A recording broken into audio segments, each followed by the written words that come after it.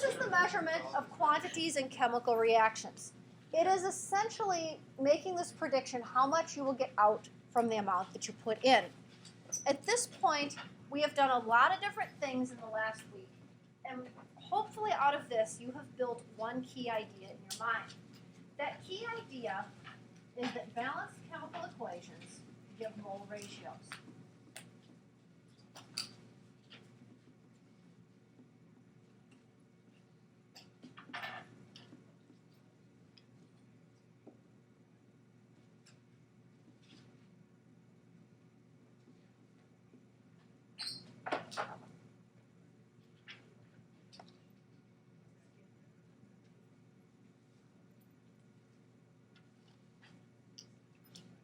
This ultimately leads to two ways that you can interpret balanced chemical equations.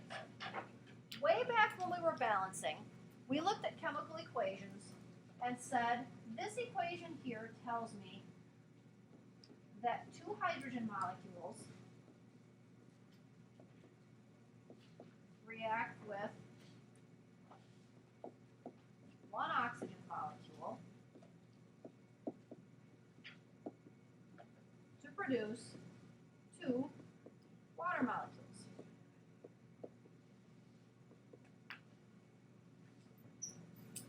And whether you realize it or not, that is still the interpretation you use when balancing chemical equations. In the balancing process, we are still counting individual little particles. However, when we start working in lab, we are working with piles of things in terms of grams. And we need this new interpretation so that we don't have to backtrack from grams all the way back to individual particles. So our new interpretation says that 2 moles of hydrogen react with 1 mole of oxygen to produce 2 moles of H2O. And that's going to prove to be a very useful interpretation of chemical reactions.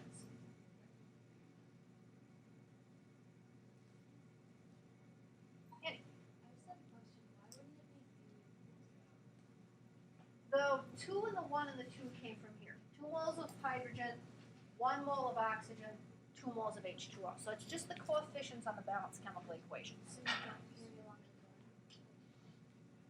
The 2 moles of hydrogen got together with the 1 mole of oxygen, and when it all got together, it stuck into only 2 moles of water, because 2 of the hydrogens got stuck with each oxygen, which means that they got glued together in a different sort of way.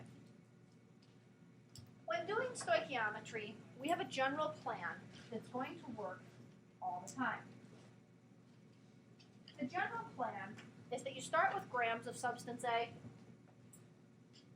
you go to moles of substance A, you change to substance B by going to moles of substance B, back to grams of B. And that generic plan will serve you fairly well in most problems you have to solve. We're going to add some reminders to this. Grams of A to moles of A is going to be done using the periodic table. Moles of A to moles of B is going to be done using the balanced equation. And moles of B back to grams of B is going to be done using the periodic table.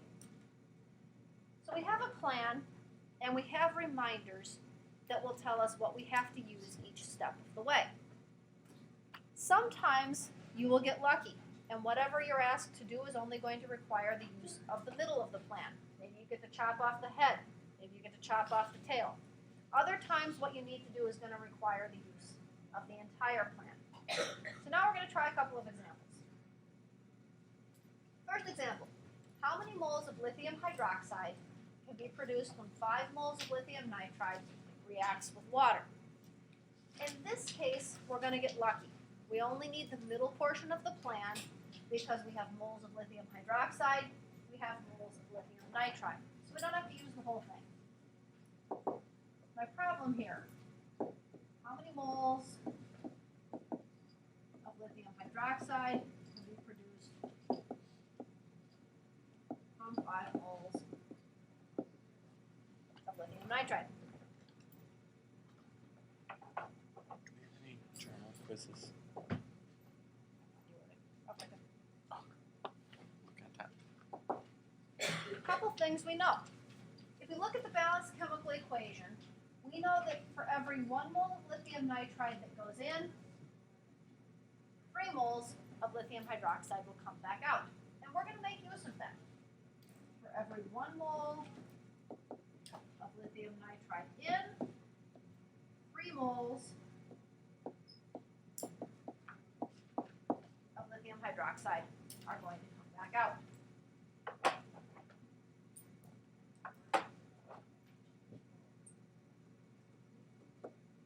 That means this is going to be a quick one-step process. We're going to use just the middle of our stoichiometry plan. We're going to go from moles of lithium nitride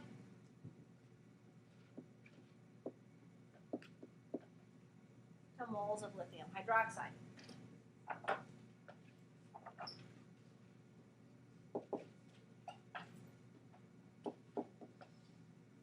5 moles of lithium nitride. And we just use our mole to mole ratio so that our lithium nitride cancels. Put our 1 mole lithium nitride on the bottom. 3 moles lithium hydroxide on the top. Those cancel. We come up with 15.0 moles of lithium hydroxide. You will notice when I'm doing this, if I say moles, I always specify moles of what. The same thing's going to be true when I start working in grams. If I say grams, I'm going to say grams of what. Don't get lazy and leave the labels of the chemical formulas off of things, because if you do, you're going to get halfway down the line and lose track of where you are. One more example. This uses all the parts and pieces. How many grams of oxygen are needed to prepare 3 grams of NO according to the following chemical equation? You'll notice this one asks the question in reverse. We've been doing invest a certain amount of reactant and figure out how much product you're going to get, but we can go the other direction. We can go from product back to reactant.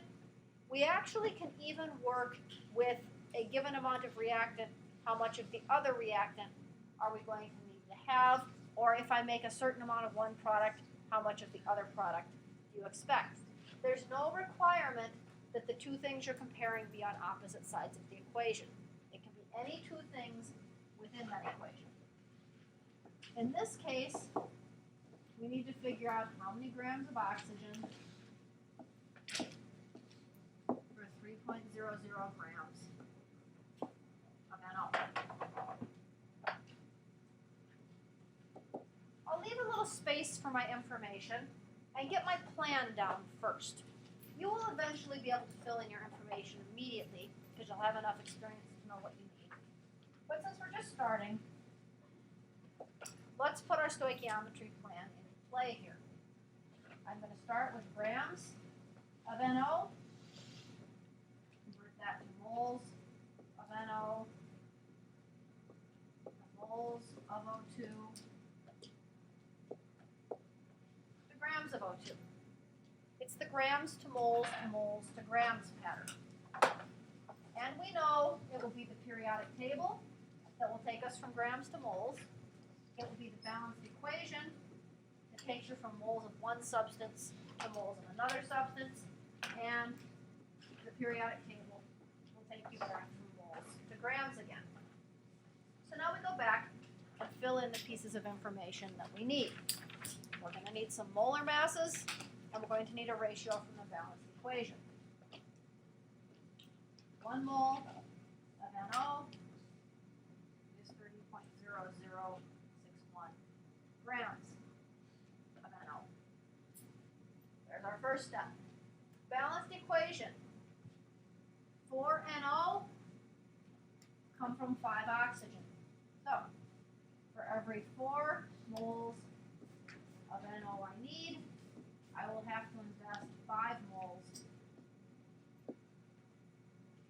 2. So there's the balanced equation piece. Now we have to use the periodic table to get from moles of oxygen back to grams of oxygen. 1 mole of O2 is going to give us 31.998 grams of O2.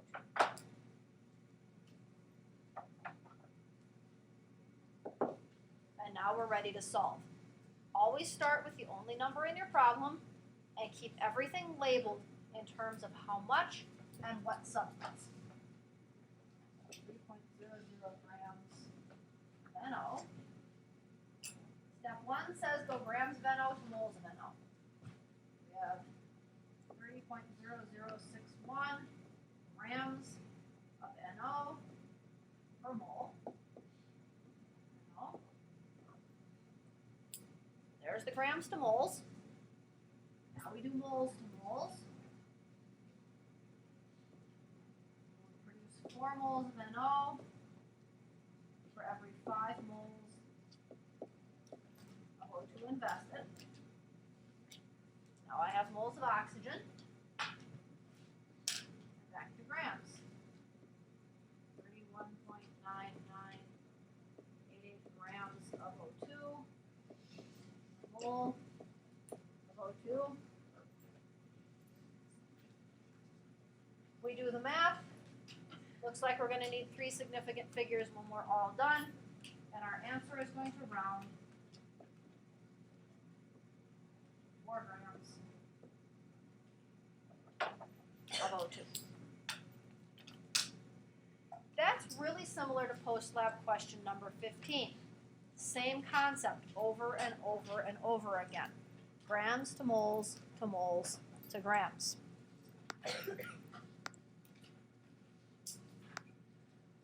Okay, so that should do it there for the day.